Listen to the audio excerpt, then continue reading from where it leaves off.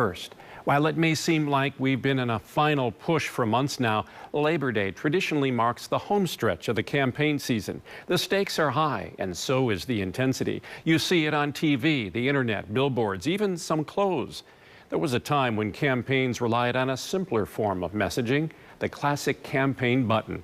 As Michelle Fiore discovered, for one Sheboygan County man, those shiny buttons with slogans and names long ago sparked an idea.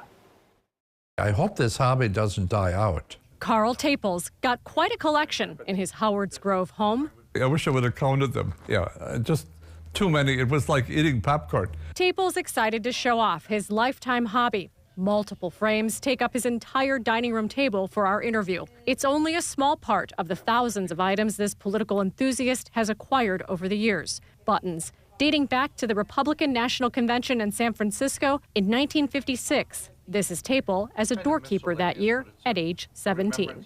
People were wearing buttons, and I thought, oh, this is neat. And so it began. Well, some people collect stamps, some people collect coins, some people collect postcards, and I was just, I think the word would be infatuated with the buttons. And I could hardly go past something without, oh, I need some. Name a president in the last century, and Taple likely has a button with his face on it. The assortment includes door passes and tickets to national conventions, pictures taken at those conventions, and bumper stickers, candidates who were elected and ones who lost the race. Favorite buttons? I like Ike, Nixon and Eisenhower, and then probably Ford, because he was the only unelected president, although he was the nominee in 1976. The Howards Grove resident acquired much of his collection, attending nearly every national convention for the Republican Party since 1956, as a delegate, alternate delegate, or guest. Years ago, the Democratic and Republican headquarters would have buttons free. Oh, but that has all changed. In fact, where are campaigns putting their money now? Media. They want to advertise on your channel rather than sending Carl a button. Taples preserved these memories, keeping some and giving some away. Utah Senator Mitt Romney wrote back, thanking him for a meaningful donation. Quote, the bumper stickers, newspaper articles, and pins from my father's presidential campaign recall very fond memories. Taple even started collecting campaign memorabilia from U.S. senators. All of that he and his family donated to the Smithsonian National Museum in Washington, D.C.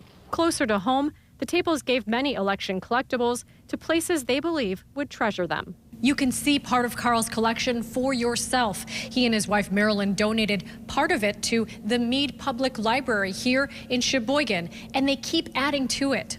This one here is the latest.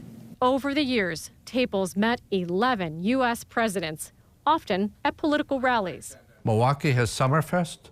Well, in Plains, Georgia, they have the Peanut Fest. And President and Mrs. Carter were in the parade. Then they'd sit on the sidelines, sign books. Sometimes he didn't have to travel too far to get there. And we were walking down Wisconsin Avenue, and believe it or not, here comes Ronald Reagan. And it's not just Republicans. I met John Kennedy in the Student Union building in Oshkosh when I was a student. We waited an entire morning to meet President Clinton and Helmut Kohl. And it rained, and we got wet. Taples in his 80s now. Standing in line for hours like that is no longer an option. But the love he has for politics rages on. And even now, this summer, Taples served as an alternate delegate in Milwaukee. I love Wisconsin, and Milwaukee is really our future.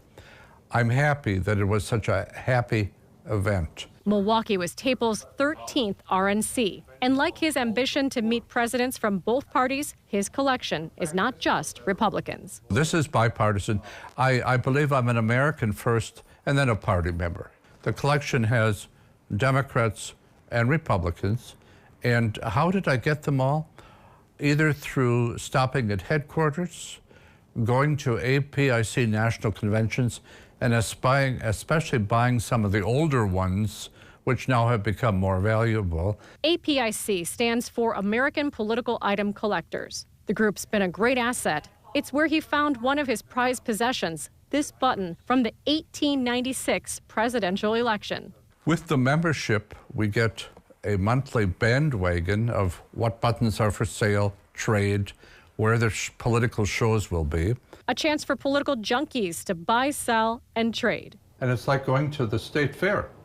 Instead of seeing displays there, it's all buttons. But APIC is also a place for friendship. Tapel may have a lot of buttons, but those relationships are what keep him coming back. But through the hobby, I met most interesting people in both parties who love our country and love political history. They look at the button as a tiny piece of history. And Tapels even preserved his own history on a button from when he served as a Sheboygan alderman.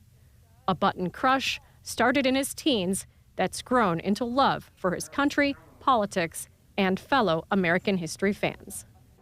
We've gotten to many cities, and it's been quite a ride.